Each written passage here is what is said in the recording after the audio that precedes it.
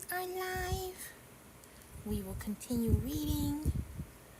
It's not letting me share it.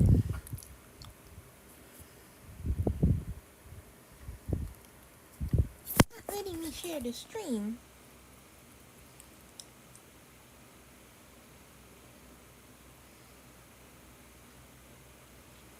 Okay. We will continue reading the book.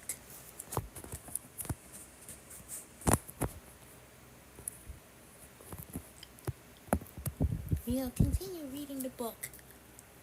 Nollywood's Cutting School, The Economics of American Education.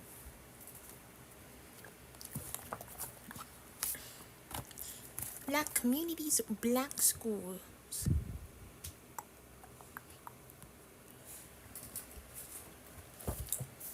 Erica Huggins was a young mother and founding member of the Black Panther Party chapters in Los Angeles, California, and New Haven, Connecticut. When she became the director of the Oakland Community School in 1973. That's really interesting. From that time until 1982, when the school closed as a result of the disintegration of the Black Panther Party, it was a model for how to educate poor children from struggling urban areas and award-winning examples of how innovative teaching could turn students who were often undereducated in urban public schools into eager students.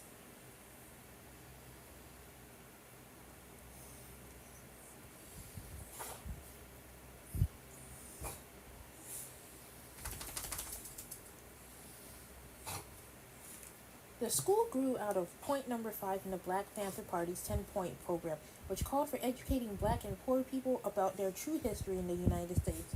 Though Huggins often described the school as a model for education that was replicable everywhere, such high levels of educational replication were rarely evident in poor urban schools that educated poor children of color.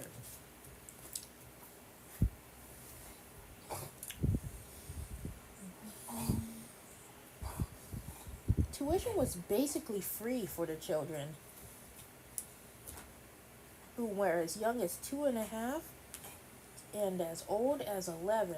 Most of the costs were covered by donations, and parents didn't have to pay much, if anything. It all worked beautifully. Not only did students attending the school perform, on average, better than students enrolled in surrounding schools, but also in 1976, the Alameda County Board of Supervisors gave the school a special commendation for educational excellence. And in 1977, county lawmakers held a ceremony to recognize the Oakland Community School for its highly effective service in educating children in the community of Oakland. Good girl. Come on, up.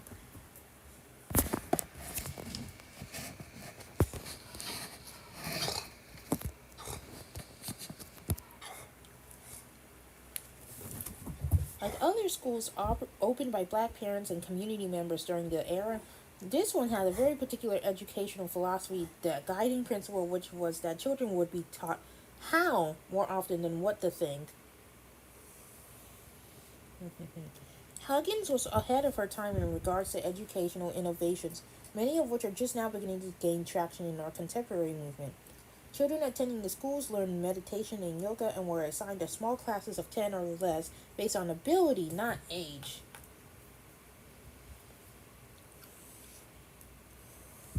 Cool. There were full periods of poetry writing, math, science, foreign languages, history, and current events. In addition, in terms of discipline, a child who misbehaved might be sent outside to stand in tree pose until he had calmed down, and the student advisory board, rather than the principal, metered out discipline with fellow students misbehaved.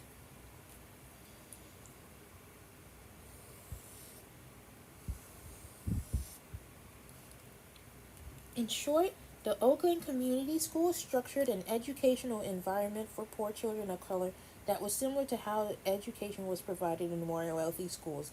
It achieved top-notch results.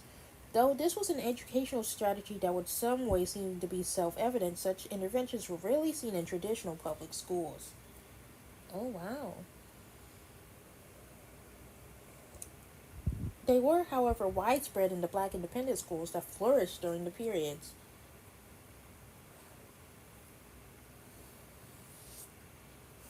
In 1975, one particularly notable educator, Marva Collins, took in $5,000 from her teacher's retirement fund and used the money to open a private school called West Side Preparatory School. It was located in Garfield Park, an inner city area of Chicago that was as poor as the East Oakland neighborhood where the Oakland Community School opened.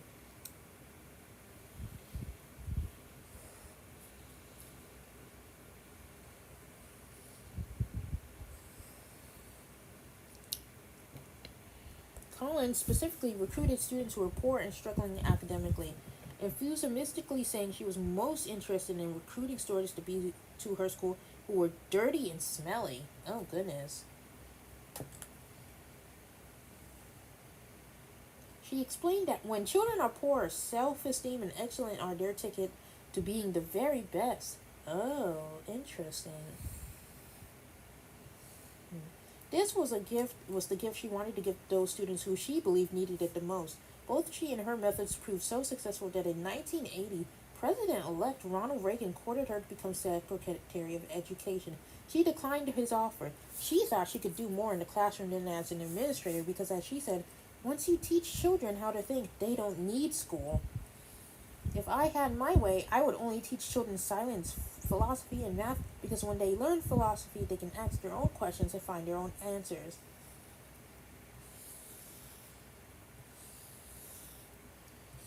In 1988, President George Bush approached her, again asking that she consider settling education policy for the nation. Again, she declined.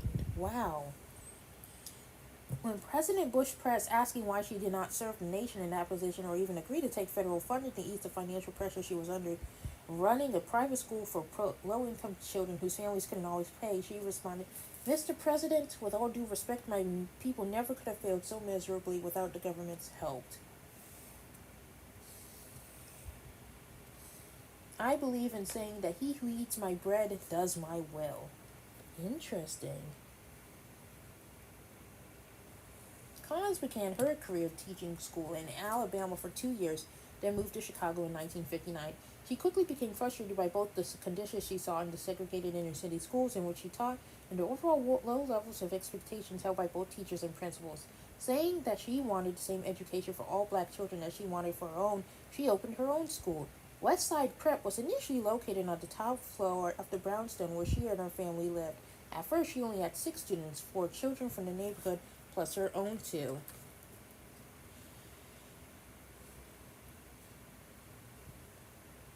In describing how she came up with her teaching techniques, she said she knew from 14 years of teaching that students needed to read, write, and think, and so those pursuits were at the core of her school's curriculum.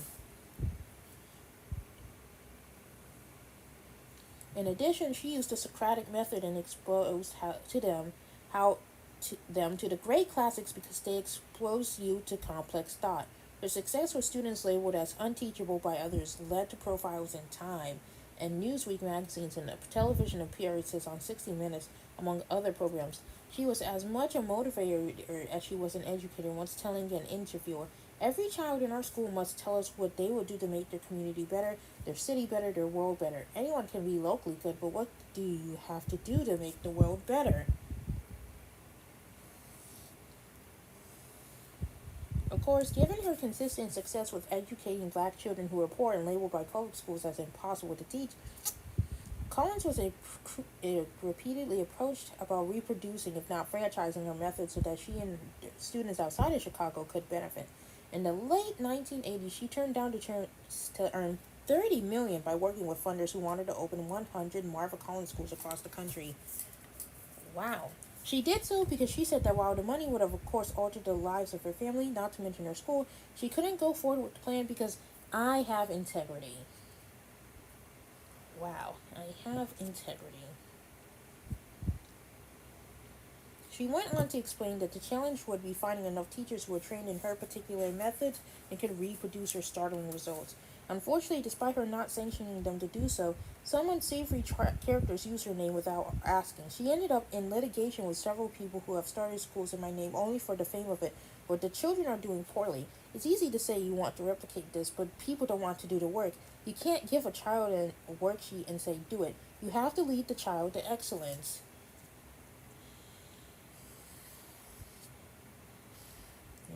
Collins did offer workshops to interested teachers and did have some success along those lines, but as the one woman showed that she truly was, it was her personal involvement that guaranteed transformational results. In 1990, Collins agreed to work with over 30 public schools in Oklahoma. Harvard University's Ronald Ferguson tracked the progress and aided the schools. Interesting name. I'll look into that later.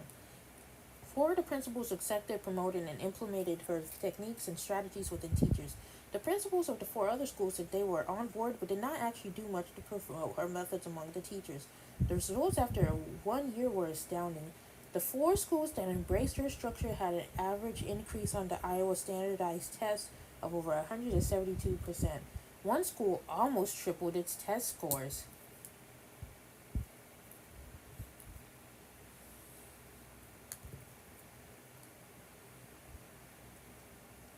The four schools that did not properly use her methods had an increase of only 10%. Ferguson concluded that her high expectations made a huge difference.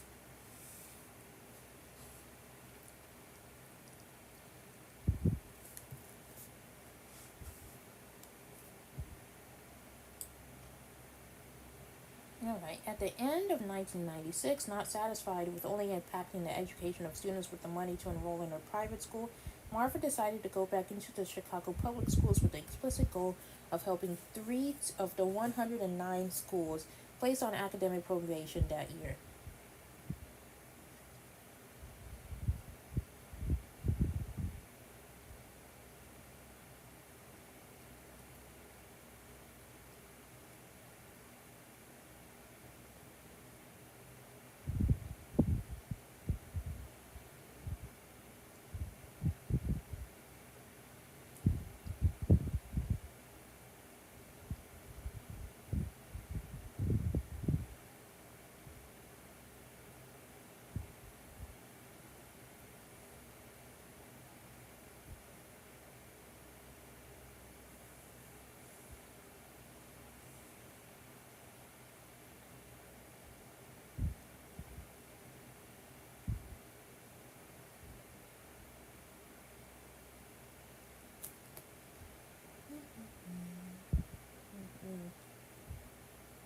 Three of the 109 schools placed on academic probation that year. She specifically asked for the three lowest achieving schools in the worst areas and with the lowest level of parental involvement. Wow.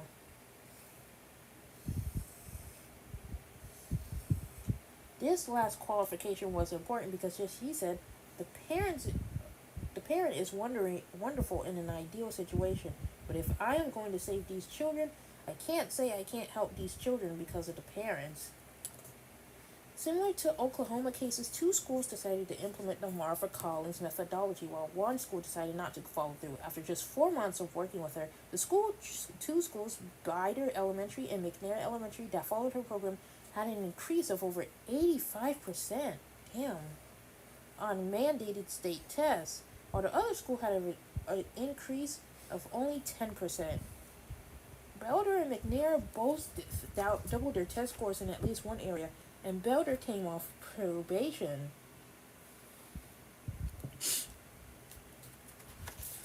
Collins believed that the Chicago public school system as a whole simply refused to teach many black children who were poor and instead labeled them as learning disabled.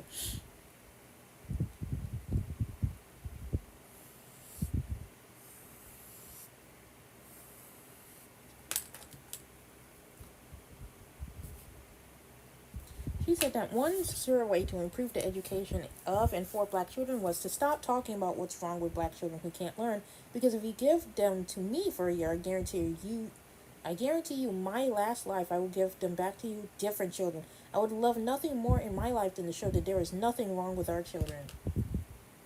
How?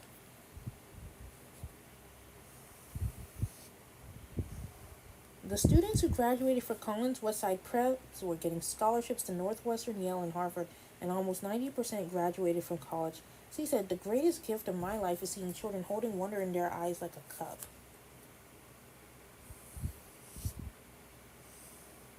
It is a tremendous shame that more children were not able to drink from her cup as well.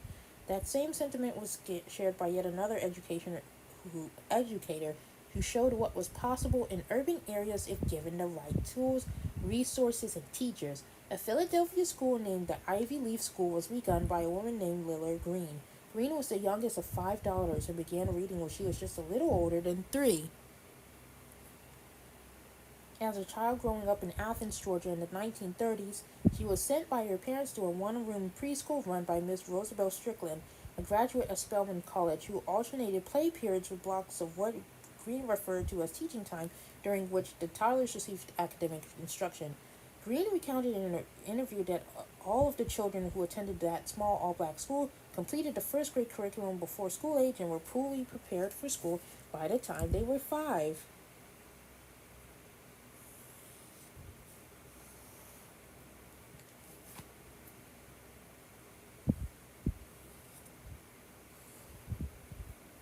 Lillard Green and her family moved to Philadelphia when she was 7 years old.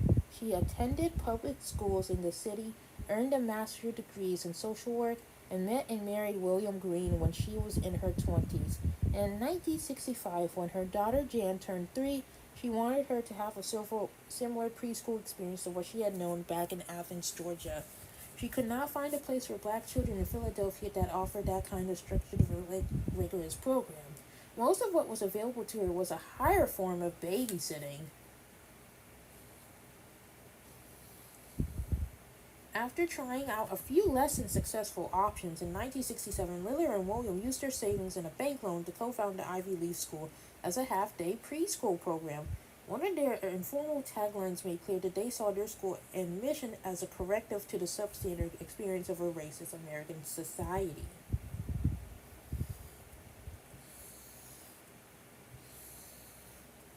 Before society told children that they can't, we have demonstrated to the children and their parents that they can.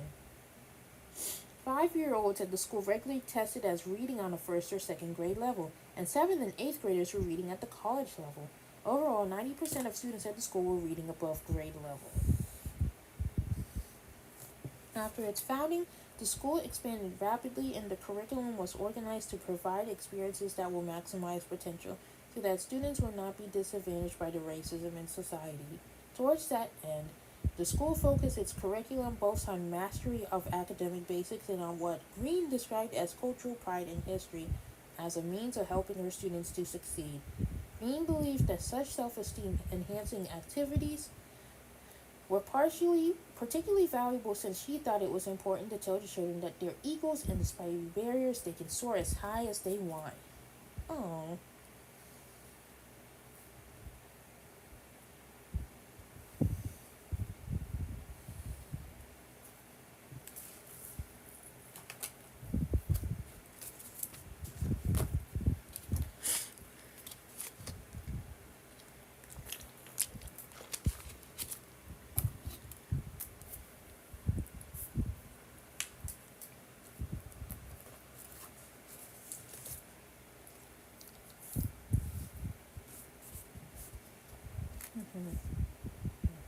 By 1987, the Ivy Leaf School had almost 800 students from kindergarten through 8th grade and had become one of the country's largest independent black private schools.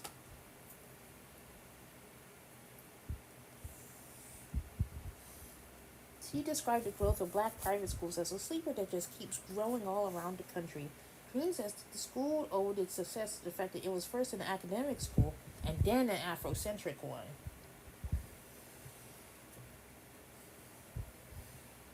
The school's mission statement bore out those priorities, declaring, within the framework of a comprehensive academic curriculum which emphasized the mastery of academic skills in which the history and culture of African peoples are taught,